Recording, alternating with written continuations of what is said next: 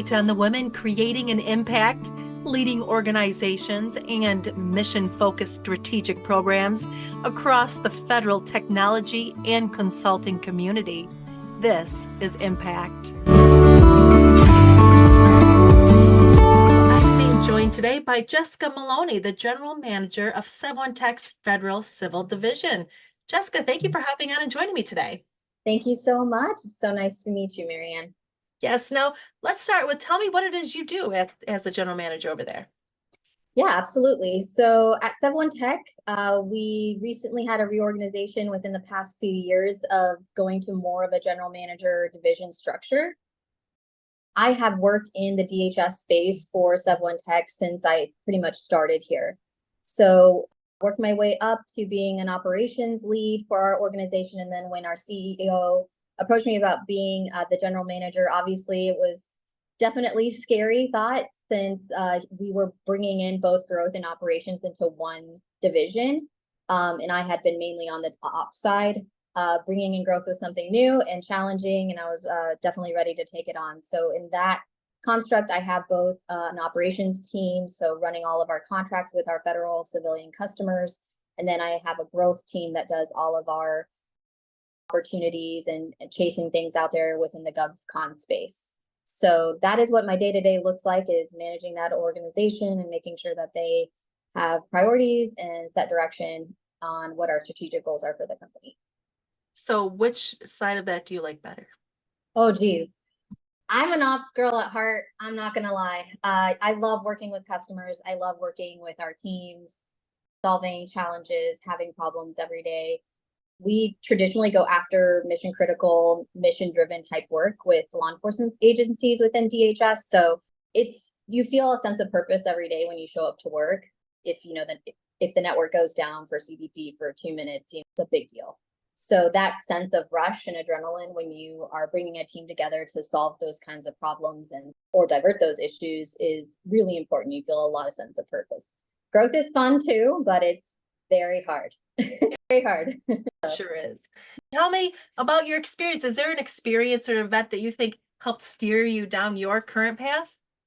There's a lot of them. One that kind of sticks in my mind is actually when I met my CEO, Bob Lofeld, many moons ago. We were so small at the beginning that he used to do all of the interviews, and we met in the hotel lobby and sat at High Top. And I remember telling him, I don't know if IT is something that I really want to go into. It's not something I feel comfortable with or that I studied in school traditionally. And how am I going to be successful, or how am I going to grow in the IT industry? He grabbed a little bar napkin and he drew me this picture. He's like, there's two paths, right? You can either go the PM track, like management track, or you can go the technical track. And both you can be successful in. Both you can do well monetarily wise. You can be a leader. You can grow to the top.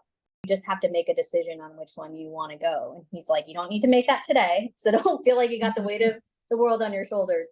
But eventually you will, right? You're going to be at a crossroads where you need to choose which direction. I obviously chose the management track, but I've always thought that it was important to stay technical as I grew in being a PM, project manager, project coordinator, then a program manager, right, where I was managing managers to an ops lead. Along the way, trying to keep my technical skills sharp, because otherwise you feel very out of touch with the people that you're managing, and they will feel that as well. So I would say that was something that was a really clear moment that kind of steered me down which path I was going to take in my career and which direction I was going to go. Awesome. So is there a leader or mentor along the way that helped guide you? Yeah, absolutely. I have so many. I will mention a few that are still with me today. I mentioned earlier Bob Lofeld, obviously the CEO. He was a huge mentor to me along the way, gave me a lot of opportunities that I probably at the time didn't necessarily deserve, but he saw a lot in me that I didn't necessarily see in myself. And I've been very grateful for all of that. I also had a mentor, Tara LeBlanc. She always was in that next role that I was always achieving to be. So it was super helpful to have a strong female that was showing that these are the things that I can do. This is what I can aspire to be. And she was always someone that I could be honest if I was having a hard time or didn't understand something and would help me along the way. And then I would also say, I have some strong family members as well. My uncle Pablo, who now runs his own company, he was always a mentor for me, always trying to help me, even before I joined Sev1 Tech, looking out for me to make sure I was being considered for different roles and push me along the way to try to go for something that was challenging. So those are the main ones. They're all still with me today. That's why I mentioned them. We've grown up together, really, because I've known most of them for, well, obviously my uncle for a really long time, but Bob and Tara for about 12 plus years now. So It's so interesting to me when I talk to all the different women, how many people weren't necessarily looking at where they are right now as their path of where they wanted to go. That's so yeah, interesting. yeah, it is. I think you always imagine, especially when you're in high school and you go into college, that you're going to be the person that you're studying to be or the people that are around you. And I actually, funny enough, my mom was in the IT space. She ran mission critical operations for Hewlett Packard. And I saw her do that like my entire life. She was always on call and running networks and everything. And I was like, I'm not going to do that. My mom's doing that. You never want to do what your mom's going to do. Yeah. Like, I'm going to do my own path. I'm going to be totally different than my mom. No, I ended up taking the exact same path as her. And interestingly enough, I have loved it. And so I did have to go back to her and say, Mom, remember all those years I said, I'm going to do something totally different than you. And she just kind of smiles at me. She's like, I know. So is there a pivotal moment or experience to help shape your leadership style? Yeah, definitely. I think I talked to you a little bit earlier about moving into that general manager role. I've only been in it about a year and a half now. That was so scary. Much as afraid as I was to take it, I felt that this is the right time to take the leap and to try something completely different than I had been doing before, right? Which was adjusting that growth arm into what I was doing. It completely rocked me. I'm not going to lie. I had lots of imposter syndrome, lots of feeling like, how am I going to overcome these things? Am I the right person? I don't know how to do this piece. How am I going to lead people if I don't know about something, and feeling very insecure?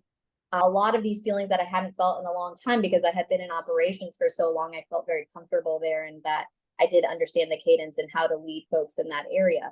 So I think when you are put into a situation where you are completely out of your comfort zone, it does create a lot of growth. It creates that opportunity for you to step up and say, you know what, I can do this. I am going to learn. I'm going to lean on the people that believe in me. I'm going to be honest. I'm going to overcome these things. And slowly but surely, you could see some of those things start to come together. And it really is about your team and who you surround yourself with. I think I had to learn that too. Not doing everything myself, but relying on rock stars around me that can take care of some of those things, and we can be successful together as a team. That's one of the hardest things, I think, being a manager, is realizing that you can give other people responsibilities and they will do it, and not hovering over them and making sure that it gets just your way. Trust, course correct if you see that you need to, but then trust that they're going to take care of it. And it shocks me every time. It's like, wow, look at it. It was way better than I could have even done it. Yep. So that's always interesting when you get to that point. So how can we encourage more women to inspire to be in leadership roles and pursue careers that are usually male dominated? I always, I'm in this spot all the time talking to young women. I am a part of a few mentorship programs with women in technology. I've been doing that for a few years now. So I get to talk to a lot of women of all ages and shapes and sizes, and come from all these different backgrounds of folks that are interested in being in the IT industry. And they always ask me this question, right? Like, how can I be in that role? How did you climb the ladder? How were you able to do that? How can I be in that? And I think it's just really making a name for yourself and fighting for your spot at the table, because I'm not going to lie to you, it is a fight. It is not something that we're not quite there yet when it comes to equality with women at the table for IT leadership roles. It is very much predominantly you're going to be sitting at a table that no one looks like you, and choosing that that's the right path for you, because it may not be for everybody, right? Everyone may not be like, I'm ready to take on this challenge in this role where I'm going to have to be fighting for my spot every day and I have to prove myself all the time, constantly. It can be exhausting and it can be hard. And sometimes folks don't sign me up for that. But for those that are ready to be put in that spot where you have a lot of challenges and where you can overcome them, the reward can be awesome. And number one, you feel great, right, for being an example for other women that are behind you. But for number two, compensation wise in the IT industry, you can do very well in the IT industry. It's definitely a lot of opportunities when it comes to different types of roles that you're looking to get into. So I think it's diverse enough that it feeds into a lot of different folks. So those are usually some of the conversations I've had with young women who are looking to get into this industry.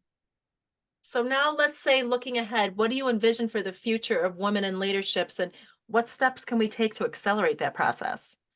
So I think that there has been a lot done already, even talking to some women mentors of mine that are 10, 15 years ahead of me.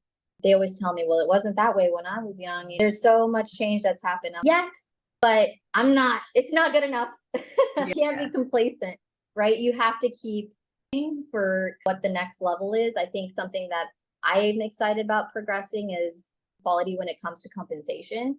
There's still a huge discrepancy. There's a huge gap between pay of men and women in IT. That's something that in my position, I actually have an opportunity to change that, right? That's decisions that can be made when I'm looking at different position descriptions and salary caps, not considering the gender, ethnicity, or anything of the person, but just their brain, right? What they can bring to the table and their experience and their professionalism.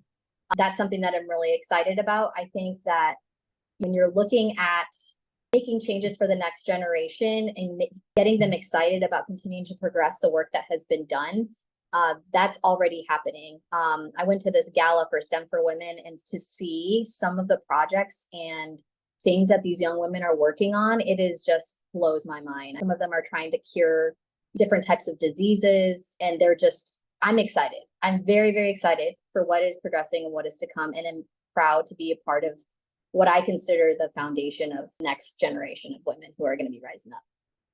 That's awesome. Well, Jessica, is there anything else you would like to add?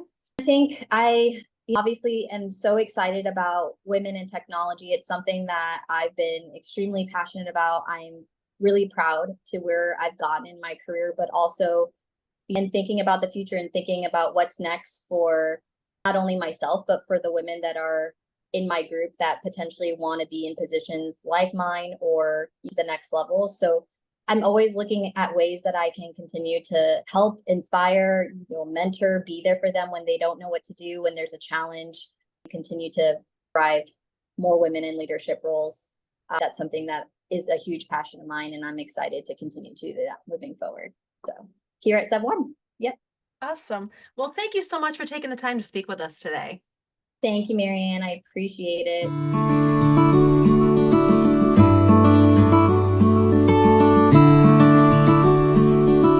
Thank you for listening. Be sure to subscribe to our podcast so you're keeping up to date on the latest episodes, and learn more at govforum.io.